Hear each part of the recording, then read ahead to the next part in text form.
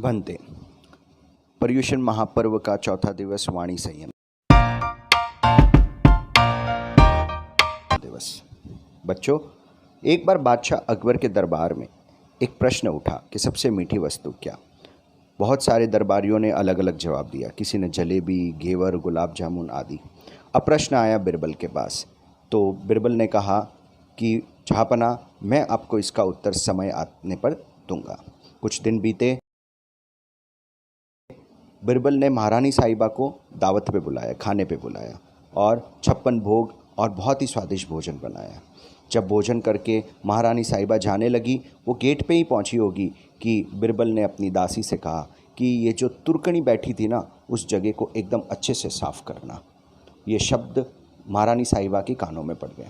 महारानी साहिबा वहाँ से आग बबूला होकर अपने राजभवन में आ गई। महल में आके जब राजा को पता चला, बादशाह को, कि महारानी साहिबा बहुत गुस्से में, तो उन्होंने खबर लेनी चाहिए। जब राजा साहिब ने पूछा तो उन्होंने कहा कि बिरबल ने मुझे इस प्रकार से तुर्कनी कहा। जब तो राजा ने क्या किया, बिरबल को बुलावा भेजा। बिरबल आए और बिरबल ने जहाँपना से कहा कि जहाँपना, मैंने तो सिर्फ आपके सवाल का जवाब दिया। बोले कौन सा सवाल? बोला आपने पूछा ना इस संसार की सबसे मीठी वस्तु क्या, तो मैंने उसका जवाब दिया कि सबसे मीठी वस्तु हमारी जिह्वा है, हमारी बोली है।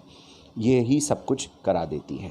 तो जितना संयम करके हम लोग बोलेंगे, जितनी मीठी बोली हम बोलेंगे, जितनी अच्छी बोली हम बोलेंगे, तो हम दूसरों को अपना बना सकते हैं। लेकिन जितनी हम खराब बोली बोलेंगे तो हम दूसरों को अपना नहीं, दूसरों को अपना दुश्मन बना सकते हैं।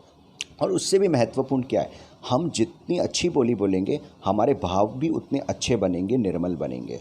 और हमारे भाव जितने निर्मल बनेंगे तो हमारी बोली भी उतनी ही बढ़िया हो जाएगी। देखिए, हम जितना सकारात्मक सोचेंगे तो बोली भी सकारात्मक होगी, और जितना हम अच्छे और सकारात्मक शब्दों का प्रयोग करेंगे तो हमारे भाव भी वैसे पॉजिटिव हो जाएंगे। प्रेक्षा ध्यान का एक प्रयोग भी है, ऑटो सजेशन, कंटेम्पलेशन, अनुप्रेक्षा, जिसमें हम अच्छे अच्छे शब्दों का प्रयोग करते हैं कि जैसे मुझ में गुस्सा नहीं है, मेरा गुस्सा शांत हो रहा है, मैं अभय की साधना में आगे बढ़ रहा हूँ, मुझ में भय नहीं है ना, मैं शक्तिशाली हूँ।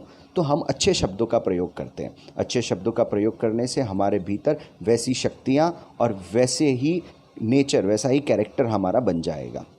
अब बात यह है कि हमारी वाणी को कैसे अच्छा बनाया जाए, तो उसके लिए हम कुछ बिंदुओं पर ध्यान देते हैं।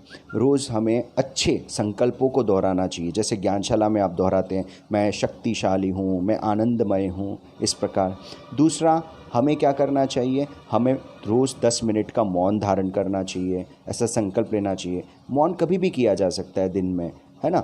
जैसे आप पढ़ने बैठे हैं तो आप मौन धारण कर लो, किसी से बात नहीं करनी है। टीवी देखने बैठे हैं, मौन धारण कर लो। कभी ऐसे आता है कि भाई घर गुस्सा आ गया किसी इंसान के ऊपर, तो उस समय 10 मिनट मौन धारण कर लो। ऐसे छोटे छोटे हमें क्या करना चाहिए, नियम धारण करने चाहिए। और हो सके तो मौन में सांकेतिक, मतलब इशारों से भी बात नहीं करनी चाहिए किसी भी दृष्टि से, पर ठीक है, कम से कम शब्दों का प्रयोग ना करें। जितने ज़्यादा शब्दों का हम प्रयोग करते हैं, हमारी एनर्जी उतनी ज़्यादा वेस्ट होती है। और एनर्जी सबसे ज़्यादा वेस्ट 2 जगह में होती है। एक, ज़्यादा खा लिया तो पचाने में, और दूसरा है बहुत बोलने में। तो बोलने में एनर्जी बहुत वेस्ट होती है।